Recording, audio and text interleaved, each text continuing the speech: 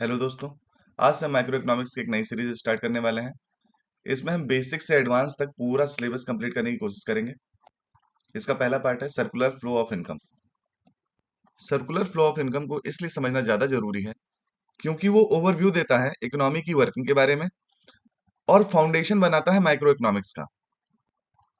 Circular flow of income की understanding जरूरी है नेशनल इनकम, एग्रीगेट डिमांड और एग्रीगेट सप्लाई जैसे कॉन्सेप्ट को समझने के लिए। सर्कुलर फ्लो ऑफ इनकम बताता है सारे सेक्टर्स के बीच में गुड्स एंड सर्विसेज और इनकम कैसे मूव हो रही है। ये दिखाता है कि इकोनॉमी में कैसे प्रोडक्शन प्रोसेस के थ्रू इनकम जनरेट हो रहा है और वही इनकम कैसे डिस्ट्रीब्यूट हो रहा है फैक्टर ऑफ प्रोडक्शन के बीच में। और फिर यही इनकम घूम फिर के हाउस होल्ड से फर्म के पास चली जाती है कंजम्पशन एक्सपेंडिचर के रूप में। अब एक एक करके इसको समझ लेते हैं। पहला फेज है जनरेशन फेज।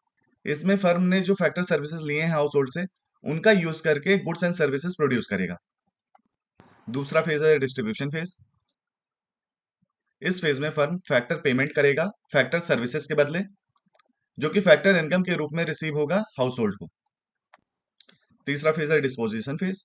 जो भी फैक्टर इनकम मिला है हाउस होल्ड को डिस्ट्रीब्यूशन फेज में, वो उस इनकम का यूज करके गुड्स एंड सर्विसेज पे खर्च करेगा और वही इनकम जो फर्म खर्च कर रहा है गुड्स एंड सर्विसेज को परचेज करके, वो फर्म के पास चला जाएगा कंजम्पशन एक्सपेंडिचर के रूप में। अभी तक हमने देखा कि फैक्टर इनकम फर्म दे रही है हाउस होल्ड को, फैक्टर सर्विसेज हाउस होल्ड दे रही है फर्म को, और फैक्टर सर्विसेज का यूज करके फर्म गुड एंड सर्विसेज बना रही है। और हाउस होल्ड को जो फैक्टर इनकम मिल रहा है उसी फैक्टर इनकम को यूज करके वो गुड्स एंड सर्विसेज परचेज कर रही है। इससे एक चीज तो क्लियर हो जाता है कि इसमें दो तरीके के फ्लो चल रहे हैं। एक वो जिसमें गुड्स एंड सर्विसेज का मूवमेंट हो रहा है, दूसरा वो जिसमें मनी इन्वॉल्व है, चाहे वो खर्चे के रूप में हो चाहे वो इनकम के रूप में हो। सर्कुलर फ्लो दो तरीके के होते हैं। पहला है रियल फ्लो, दूसरा है मनी फ्लो। अगर बात रियल फ्लो की करें तो फैक्टर सर्विसेज और गुड एंड सर्विसेज के मूवमेंट को रियल फ्लो कहते हैं। हाउस होल्ड फैक्टर सर्विसेज जैसे कि land, labour, capital, entrepreneur firm को देती है और फर्म इन्हीं फैक्टर सर्विसेज का यूज करके गुड्स एंड सर्विसेज बनाता है और हाउस होल्ड को देता है। अब क्योंकि सर्कुलर फ्लो में गुड्स एंड सर्विसेज जनरेट हो रहा है, इसीलिए इकोनॉमी की ग्रोथ रियल फ्लो पे डिपेंड करेगी। मतलब जितना factor services house hold firm को देगा, फर्म उन फैक्टर सर्विसेज का यूज करके गुड्स एंड सर्विसेज मैन्युफैक्चर करेगा, जिससे इकोनॉमी की ग्रोथ बूस्ट होगी। अब देखते हैं मॉनेटरी फ्लो को। फैक्टर सर्विसेज और गुड्स एंड सर्विसेज के मूवमेंट से जो भी इनकम जनरेट होता है उससे हम मॉनेटरी फ्लो कहते हैं। अब चलिए इसको समझते हैं। हाउस होल्ड ने फैक्टर सर्विसेज दिया फर्म को, इन्हीं फैक्टर सर्विसेज का यूज करके फर्म ने गुड्स एंड सर्विसेज बनाया, ये हमको पता है। अब जब हाउस होल्ड फैक्टर सर्विसेज दे रही है फर्म को, तो उसके बदले फर्म भी तो उसको कुछ देगा, और जो फर्म उसको देगा उसको बोलेंगे हम फैक्टर पेमेंट। वो फैक्टर पेमेंट किसके रूप में होगा? रेंट, वेजेस, इंटरेस्ट और प्रॉफिट के रूप में। अब ये जो फैक्टर इनकम मिल रहा है हाउस होल्ड को, इसी फैक्टर इनकम का यूज करके house hold goods and services purchase करेगी फर्म से, और जो हाउस होल्ड खर्चा करेगी गुड्स एंड सर्विसेज को परचेज करने में, वो कंजम्पशन एक्सपेंडिचर होगा जो फर्म के पास इनकम के रूप में चला जाएगा। मतलब फैक्टर सर्विसेज के बदले फर्म हाउस होल्ड को फैक्टर पेमेंट करेगी और house hold goods and services के बदले कंजम्पशन एक्सपेंडिचर करेगी। अब जैसे कि हम देख सकते हैं, जो रियल फ्लो है और मॉनेटरी फ्लो है वो अपोजिट डायरेक्शन में सर्कुलर वे में मूव करेंगे, और इन्हीं प्रोडक्शन, इनकम और एक्सपेंडिचर के कॉन्टिन्यूअस फ्लो को सर्कुलर फ्लो ऑफ इनकम बोलेंगे हम। अब चलिए चार मेजर सेक्टर देख लेते हैं हम। पहला है हाउस होल्ड सेक्टर, दूसरा है फर्म सेक्टर, तीसरा है गवर्नमेंट सेक्टर और चौथा है फॉरेन सेक्टर। इकोनॉमी में जितने भी इंडिविजुअल हैं वो सब हाउस होल्ड सेक्टर का पार्ट होंगे। जो भी फर्म ने गुड्स एंड सर्विसेज प्रोड्यूस किया है उसको हाउस होल्ड कंज्यूम करेगी, मतलब हाउस होल्ड कंज्यूमर होगी गुड्स एंड सर्विसेज की। और हाउस होल्ड सप्लाई करेगी फैक्टर ऑफ प्रोडक्शन जैसे कि land, labour, capital, entrepreneur firm को, और उसके बदले उनको इनकम रिसीव होगा in form of factor payment जैसे कि वेजेस, रेंट, इंटरेस्ट और प्रॉफिट। दूसरा है फर्म सेक्टर। जितने भी फर्म, ऑर्गेनाइजेशन, कंपनीज इकोनॉमी में हैं जो प्रोडक्शन कर रही हैं या कुछ प्रोड्यूस कर रही हैं, वो सब इंक्लूड होंगे फर्म सेक्टर में।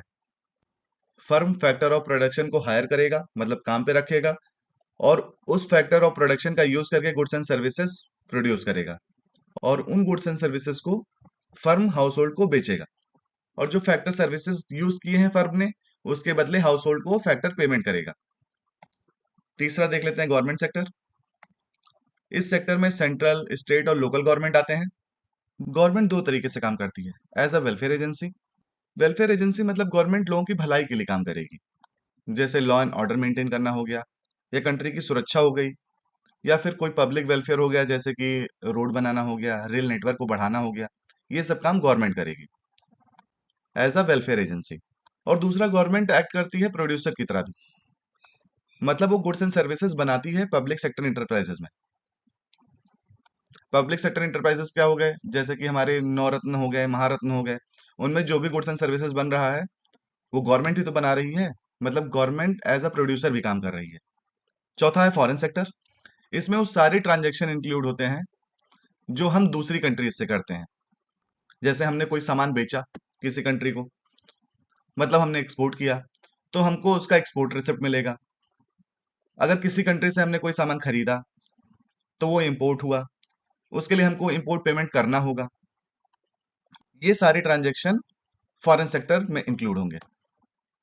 अब हम टू सेक्टर मॉडल देख लेते हैं। अब हम टू सेक्टर मॉडल कर रहे हैं, तो इसमें केवल दो सेक्टर इंक्लूड होंगे, हाउस होल्ड और फर्म। इकोनॉमी क्लोज होगी, मतलब हम कोई भी इंटरनेशनल ट्रेड या फॉरेन ट्रांजैक्शन नहीं कर रहे हैं, मतलब ना हम कोई देश से सामान खरीद रहे हैं, ना हमको बेच रहे हैं।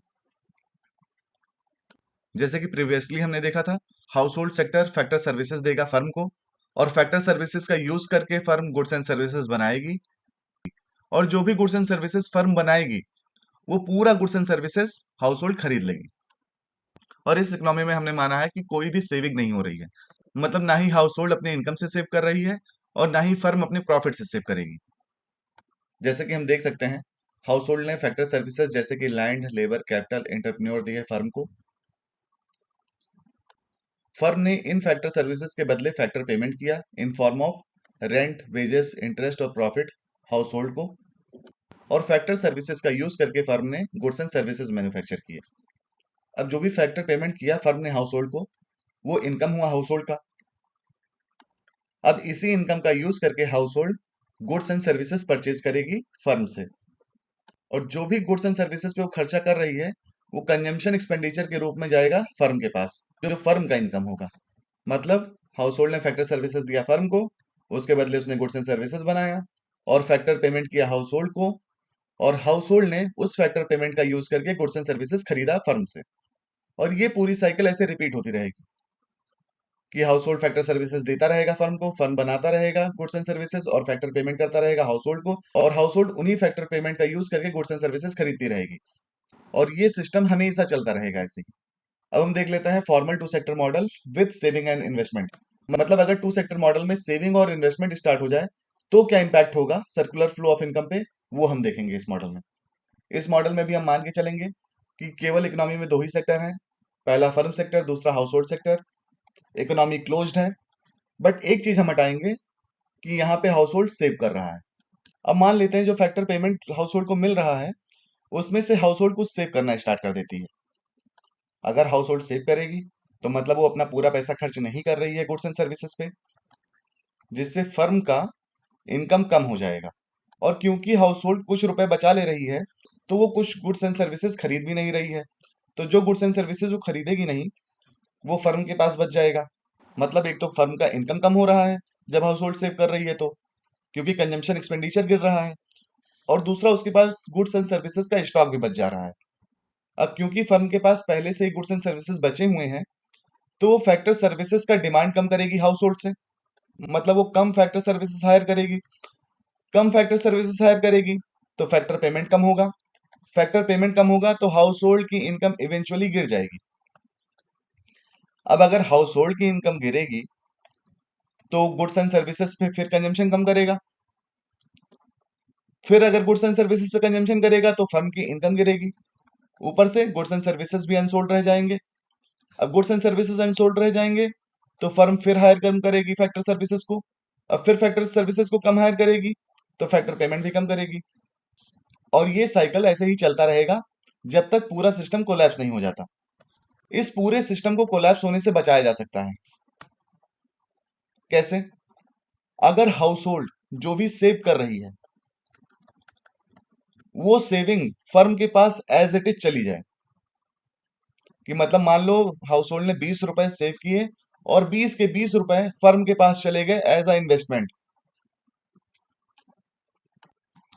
तो मतलब कहीं से भी इनकम का लीकेज ही नहीं हुआ। जब कहीं से इनकम का लीकेज नहीं हुआ तो ये पूरा साइकिल ऐसे कंटिन्यू होता रहेगा। अब इसको फॉर्मली समझ लेते हैं। जैसे कि हमको पता है हाउस होल्ड फैक्टर सर्विसेज देगा फर्म को, फर्म उसके बदले में फैक्टर पेमेंट करेगी और गुड्स एंड सर्विसेज बनाएगी। जो फैक्टर पेमेंट करेगी हाउस होल्ड को, उस फैक्टर पेमेंट को खर्चा करेगा गुड्स एंड सर्विसेज को परचेज करने में। अब यहीं पे मान लो हाउस होल्ड सेव करना स्टार्ट कर दे रही है। अब अगर हाउस होल्ड सेव करना स्टार्ट कर देगी तो इकोनॉमी में इनकम का फ्लो कम हो जाएगा। फ्लो कम हो जाएगा तो पूरा सिस्टम कोलैप्स कर जाएगा, जैसे कि अभी हमने देखा। लेकिन ये सब सॉल्व हो सकता है अगर हम बीच में एक बैंक को बैठा दें, मतलब फाइनेंशियल मार्केट को बैठा दें। तो होगा क्या?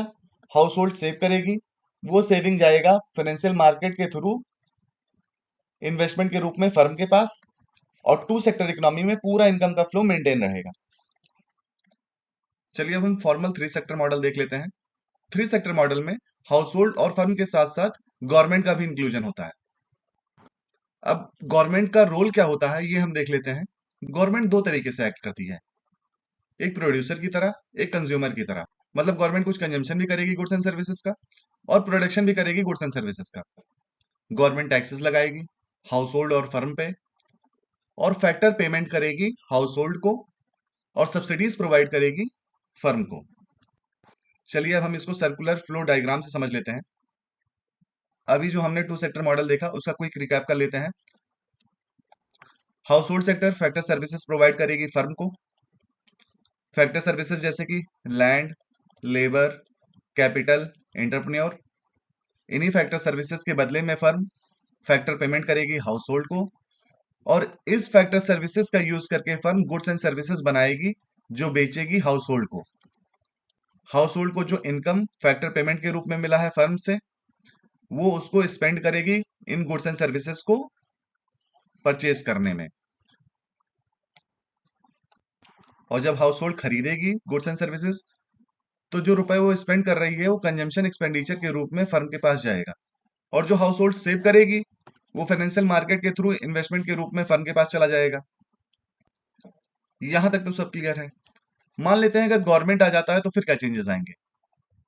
अब इस सर्कुलर फ्लो को समझने से पहले एक चीज हमको समझना जरूरी है कि गवर्नमेंट जो टैक्सेस इंपोज कर रही है वो टैक्सेस गवर्नमेंट के लिए इनकम है, और जो factor payment, transfer payment, subsidies government दे रही है हाउस होल्ड और फर्म को, वो गवर्नमेंट का एक्सपेंडिचर होगा।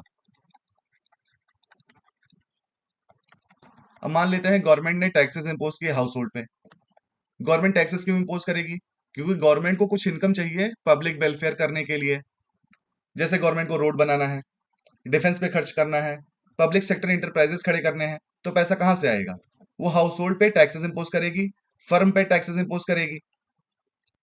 जो हाउस होल्ड पे टैक्सेस इंपोज करेगी वो डायरेक्ट टैक्सेस होंगे जैसे कि इनकम टैक्स, और जो फर्म पे टैक्सेस इंपोज करेगी वो इनडायरेक्ट टैक्सेस होंगे जैसे कि जीएसटी। और ये जो टैक्स पेमेंट होगा वो इनकम होगा गवर्नमेंट के लिए। अब गवर्नमेंट कुछ ट्रांसफर पेमेंट भी करती है हाउस होल्ड को, जैसे कि पेंशन, ओल्ड एज पेंशन हो गया, विधवा पेंशन हो गया, डिसेबिलिटी पेंशन हो गया। ये सब पेंशन क्या है? ट्रांसफर पेमेंट है। स्कॉलरशिप हो गया, ये क्या है? ट्रांसफर पेमेंट है। और गवर्नमेंट सब्सिडीज भी देती है फर्म को। मान लो कोई फर्म बहुत अच्छा काम कर रहा है जो सोसाइटी के लिए बेनिफिशियल है, जैसे कि मान लो कोई फर्म लाइफ सेविंग दवाइयां बना रहा है, तो गवर्नमेंट क्या करेगी? उनको सब्सिडीज देगी। क्यों देगी सब्सिडीज? ताकि फर्म जो अच्छा काम कर रही है वो उसको कंटिन्यू करती रहे। और गवर्नमेंट फैक्टर पेमेंट भी करती है हाउस होल्ड को। गवर्नमेंट काम करने के लिए हाउस होल्ड से ही फैक्टर सर्विसेज लेगी एम्प्लॉयज के रूप में, कभी कभी लैंड भी एक्वायर करेगी, तो उन फैक्टर सर्विसेज का पेमेंट हाउस होल्ड को जाएगा। गवर्नमेंट कुछ कंजम्पशन भी करेगी और उस कंजम्पशन का पेमेंट करेगी फर्म को। अब गवर्नमेंट का कंजम्पशन क्या होगा? गवर्नमेंट का कंजम्पशन, जैसे कोई कंस्ट्रक्शन कर रही है गवर्नमेंट, एक एग्जांपल से इसको हम समझते हैं। मान लो गवर्नमेंट एक पब्लिक पार्क बनाना चाहती है। अब पब्लिक पार्क बनाने के लिए गवर्नमेंट को लेबर चाहिए होंगे। वो लेबर कहाँ से आएंगे? हाउस होल्ड से आएंगे। मतलब हाउस होल्ड फैक्टर सर्विसेज दे रही है गवर्नमेंट को, और इस फैक्टर सर्विसेज के बदले में गवर्नमेंट फैक्टर पेमेंट करेगा हाउस होल्ड को, क्योंकि पार्क केवल लेबर से तो बन नहीं सकता है। उसके लिए ईंटें भी चाहिए होंगी, सीमेंट भी चाहिए होगा, स्टील की भी रिक्वायरमेंट होगी बाउंड्रीज बनाने के लिए।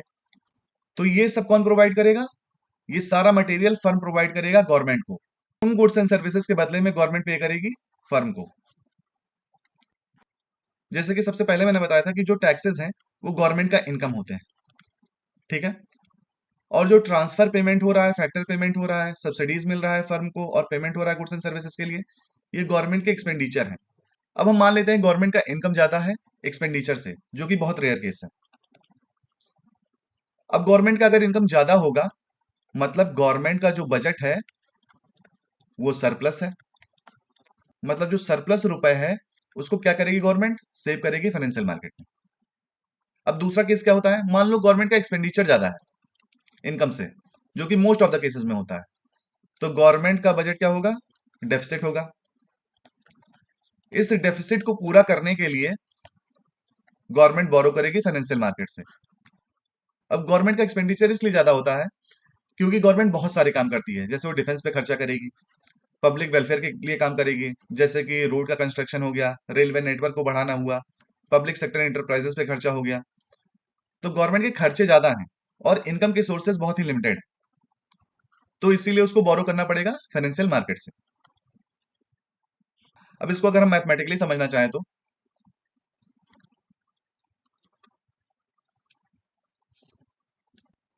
टोटल एक्सपेंडिचर क्या होगा? Consumption expenditure plus investment expenditure plus government expenditure, ये हमारा टोटल एक्सपेंडिचर होगा। अब जो इनकम हम रिसीव कर रहे हैं वो जा कहाँ रहा है? कुछ पार्ट हम कंज्यूम कर रहे हैं, कुछ पार्ट हम सेव कर रहे हैं, और कुछ पार्ट हम गवर्नमेंट को टैक्सेस के रूप में पे कर रहे हैं। तो इक्विलिब्रियम पॉइंट पे इनकम और एक्सपेंडिचर बराबर होगा। इसको इक्वेट कर लेंगे तो हो जाएगा हमारा consumption expenditure plus investment expenditure plus government expenditure is equal to consumption plus saving plus taxes. इधर कंजम्पशन एक्सपेंडिचर, ये कंजम्पशन एक्सपेंडिचर कैंसिल हो जाएगा। हमारे पास बचेगा investment plus government expenditure is equal to saving plus taxes. Rearrange कर लेंगे तो हो जाएगा government expenditure minus taxes is equal to saving minus investment. अब मान लो गवर्नमेंट के एक्सपेंडिचर ज्यादा हो जाते हैं उसके टैक्सेस से, तो बजट डेफिसिट होगा गवर्नमेंट का, और वो बोरो करेगी फाइनेंशियल इंस्टीट्यूशन से। अब अगर गवर्नमेंट फाइनेंशियल इंस्टीट्यूशन से बोरो कर रही है तो प्राइवेट इन्वेस्टमेंट डिक्रीज हो जाएगा due to crowding out effect. इसको हम आने वाले चैप्टर्स में अच्छे से समझेंगे। अभी के लिए बस हम जान लेते हैं कि क्राउडिंग आउट इफेक्ट की वजह से प्राइवेट इन्वेस्टमेंट कम हो जाएगा। अब नेक्स्ट हम देख लेते हैं फोर सेक्टर मॉडल। इसमें हम चारों सेक्टर को इंक्लूड करेंगे: house hold sector, firm sector, government sector और फॉरेन सेक्टर। जैसे ही हम फॉरेन सेक्टर को इंक्लूड करेंगे, इकोनॉमी क्लोज्ड से ओपन हो जाएगी। अभी तक जब हम दो सेक्टर और तीन सेक्टर कर रहे थे तो हमारा एजम्पशन क्या था कि इकोनॉमी क्लोज्ड रहेगी, मतलब हम कोई फॉरेन ट्रांजैक्शन नहीं कर रहे हैं। अब इकोनॉमी ओपन हो जाएगी फॉरेन सेक्टर के इंक्लूजन से। अब सर्कुलर डायग्राम को समझने से पहले हम एक एक सेक्टर का रोल पहले देख लेते हैं। हाउस होल्ड सेक्टर क्या करेगी? फैक्टर सर्विसेज प्रोवाइड करेगी फर्म को, गवर्नमेंट को और फॉरेन सेक्टर को। उसके बदले में उसको फैक्टर पेमेंट मिलेगा। दूसरा हाउस होल्ड सेक्टर रिसीव करेगी फैक्टर पेमेंट कहां से? गवर्नमेंट से और फॉरेन सेक्टर से। हाउस होल्ड खर्चा कहाँ कहाँ करेगी अपने इनकम? वो गुड्स एंड सर्विसेज पे खर्च करेगी, टैक्सेस पे खर्च करेगी और इंपोर्ट पे खर्च करेगी। अब फर्म का रोल देख लेते हैं। फर्म गुड्स एंड सर्विसेज बेचेगा हाउस होल्ड, गवर्नमेंट और फॉरेन सेक्टर को, जिससे उसको इनकम मिलेगा। फर्म को सब्सिडी भी मिलता है गवर्नमेंट से, और फर्म फैक्टर पेमेंट करेगा हाउस होल्ड को, टैक्सेस पे करेगा गवर्नमेंट को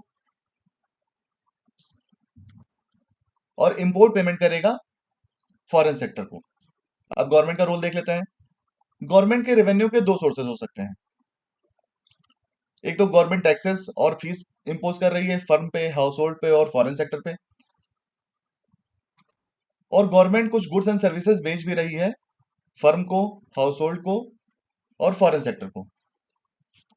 गवर्नमेंट फैक्टर पेमेंट करती है हाउस होल्ड को उनके सर्विसेज के लिए, और ट्रांसफर पेमेंट करती है हाउस होल्ड को, और सब्सिडीज देती है फर्म को। अब फॉरेन सेक्टर का रोल देख लेते हैं। अब फॉरेन सेक्टर जो इंपोर्ट कर रही है, अब फॉरेन सेक्टर मान लो कि यूएसए कुछ इंपोर्ट कर रही है, मतलब अपने देश में कुछ सामान मंगवा रही है हमारे देश से, तो उसके लिए कुछ पेमेंट करेगी जो कि होगा एक्सपोर्ट पेमेंट। और अगर हम कुछ सामान मंगवा रहे हैं यूएसए से इंडिया में, तो हम करेंगे इंपोर्ट पेमेंट।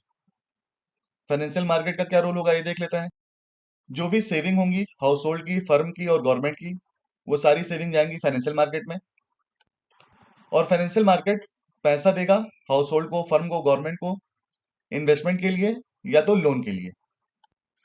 जो सबसे क्रुशियल रोल है फाइनेंशियल मार्केट का वो ये है कि जो पैसा सिस्टम से निकल रहा है, मतलब जो सर्कुलर फ्लो से पैसा निकल रहा है, आउटफ्लो हो रहा है, और जो पैसा आ रहा है, इनफ्लो हो रहा है, उसके बीच में इक्विलिब्रियम मेंटेन करके रखना। अब इसको सर्कुलर फ्लो से समझ लेते हैं। जो सर्कुलर डायग्राम देख रहे हैं हम यहाँ पे, वो अलग हो सकता है हर एक बुक में और रीडिंग में, बट जो कोर कॉन्सेप्ट है वो हमेशा सेम रहेगा। थ्री सेक्टर मॉडल जैसे था वैसे ही काम करेगा। हाउस होल्ड फैक्टर सर्विसेज देगा फर्म को, फर्म बदले में उनको फैक्टर पेमेंट करेगा, हाउस होल्ड बदले में कंजम्पशन एक्सपेंडिचर करेगा और गुड्स एंड सर्विसेज खरीदेगा फर्म से। गवर्नमेंट टैक्सेस इंपोज करेगा हाउस होल्ड और फर्म पे, और ट्रांसफर पेमेंट करेगा हाउस होल्ड को, सब्सिडीज देगा फर्म को, और कुछ फैक्टर पेमेंट करेगा हाउस होल्ड को, और कुछ सामान खरीदेगा वो फर्म से। और गवर्नमेंट का अगर इनकम ज्यादा हो जाएगा एक्सपेंडिचर से तो वो सेव करेगा फाइनेंशियल मार्केट में, अगर एक्सपेंडिचर ज्यादा हो जाएगा इनकम से तो बोरो करेगा फाइनेंशियल मार्केट से। यहां तक तो सब क्लियर है। अब देखते हैं क्या चेंजेस होंगे अगर फॉरेन सेक्टर इंक्लूड हो जाएगा तो। मान लीजिए फर्म डोमेस्टिक डिमांड से ज्यादा प्रोड्यूस कर रही है, मतलब जो हाउस होल्ड का डिमांड है और गवर्नमेंट का डिमांड है उससे ज्यादा प्रोड्यूस कर रही है, तो जो बचा हुआ सामान है फर्म उसको फॉरेन सेक्टर में एक्सपोर्ट कर देगी, उसके बदले उसको एक्सपोर्ट रिसिप्ट मिलेगा। अब ये जो एक्सपोर्ट रिसिप्ट मिल रहा है ये हमारी कंट्री के लिए इनकम है, मतलब दूसरी कंट्री से इनकम हमारे यहाँ पे आया, मतलब इनफ्लो ऑफ मनी हुआ। अब मान लेते हैं हमारा डोमेस्टिक डिमांड ज्यादा है। अब अगर हमारा डोमेस्टिक डिमांड ज्यादा है तो हमको फॉरेन कंट्रीज से गुड्स एंड सर्विसेज मंगवाने पड़ेंगे। वो जो गुड्स एंड सर्विसेज हम मंगवाएंगे उसके लिए हमको पेमेंट करना पड़ेगा, जो कि इंपोर्ट पेमेंट के रूप में फॉरेन कंट्रीज में जाएगा। और ये जो इंपोर्ट पेमेंट हम कर रहे हैं यही होगा आउटफ्लो ऑफ इनकम। ये तो हो गया फर्म और फॉरेन सेक्टर के बीच में रिलेशन। अब हम देख लेते हैं फॉरेन सेक्टर और हाउस होल्ड के बीच में रिलेशन। अब कोई भी गुड्स एंड सर्विसेज प्रोड्यूस करने के लिए अगर फॉरेन कंट्रीज हायर कर रही हैं फैक्टर सर्विसेज हाउस होल्ड से, तो उसके बदले में उनको फैक्टर पेमेंट करना पड़ेगा, तो हो जाएगा पेमेंट फॉर फैक्टर सर्विसेज। और अगर हमारे देश से कुछ लोग गए हैं बाहर और वो अपने घर पैसा भेज रहे हैं, तो वो क्या हो जाएगा हमारे लिए, नेट फैक्टर पेमेंट। चलिए अब हम इसको मैथमेटिकली देख लेते हैं। National income consumption expenditure plus investment expenditure plus government expenditure plus net export के बराबर होगा।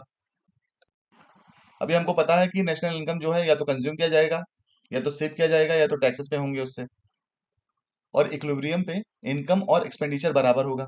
तो इक्वेट कर लेंगे हम इन दोनों इक्वेशन को, तो ये हो जाएगा c plus i plus g plus net export equal to c plus s plus t. ये कंजम्पशन एक्सपेंडिचर, एक कंजम्पशन एक्सपेंडिचर कैंसिल आउट हो जाएगा, तो हमारे पास बचेगा i plus g plus net export equal to t plus s. ये equation हमको दिखा रहा है कि ओपन इकोनॉमी में प्राइवेट इन्वेस्टमेंट, गवर्नमेंट एक्सपेंडिचर और नेट एक्सपोर्ट सेविंग और टैक्सेस के बराबर होंगे। अब हम नेक्स्ट फॉरेन कैपिटल फ्लो और ट्रेड बैलेंस देख लेते हैं। हमको पता है national income four sector model में क्या होता है, consumption expenditure plus investment expenditure plus government expenditure plus net export. इसको हम इन्वेस्टमेंट और नेट एक्सपोर्ट के कॉन्टेक्स्ट में लिख लेंगे, तो ये हो जाएगा y माइनस सी माइनस जी। अब ये y माइनस सी माइनस जी हमको पता है सेविंग के बराबर होगा, क्योंकि जितना नेशनल इनकम है उसमें से अगर हम कंजम्पशन माइनस कर देंगे और गवर्नमेंट एक्सपेंडिचर माइनस कर देंगे तो हमारा नेशनल सेविंग हो जाएगा वो। तो ये पूरा टर्म हमारा नेशनल सेविंग हो जाएगा। तो फिर ये हो गया saving is equal to investment expenditure plus net export. Investment expenditure को इधर ले आएंगे तो हो जाएगा saving minus investment expenditure is equal to net export. अब ये हमको दिखाता है कि अगर इकोनॉमी में सेविंग ज्यादा होगा इन्वेस्टमेंट से, तो जो हमारे पास एक्सेस फंड है वो हम इन्वेस्ट करेंगे फॉरेन कंट्रीज में, या वहां से हम कुछ गुड्स मंगवा सकते हैं। तो इससे क्या होगा, नेट कैपिटल आउटफ्लो होगा। और अगर सेविंग कम है इन्वेस्टमेंट से, तो हम बोरो करेंगे फॉरेन कंट्रीज से इन्वेस्टमेंट, वो हमारे लिए क्या हो जाएगा, नेट कैपिटल इनफ्लो। तो जब सेविंग कम होगा तो हमारा होगा नेट कैपिटल इनफ्लो, और जब हमारा सेविंग ज्यादा होगा तो होगा नेट कैपिटल आउटफ्लो। अब हम देख लेते हैं लीकेज और इंजेक्शन क्या होता है सर्कुलर फ्लो में। सर्कुलर फ्लो ऑफ इनकम से जो भी पैसे निकलते हैं उसको हम लीकेज कहते हैं। जैसे कि सेविंग हो गया, टैक्सेस हो गए, इंपोर्ट हो गया। और जो भी पैसा सर्कुलर फ्लो में आ रहा है उसको हम बोलेंगे इंजेक्शन, जैसे कि investment, government expenditure, export receipt. बस इन सब में एक बात ध्यान देने वाली ये है कि हमेशा लीकेज इंजेक्शन के बराबर होगा। मतलब saving plus taxes plus import payment is equal to investment plus government expenditure plus export receipt.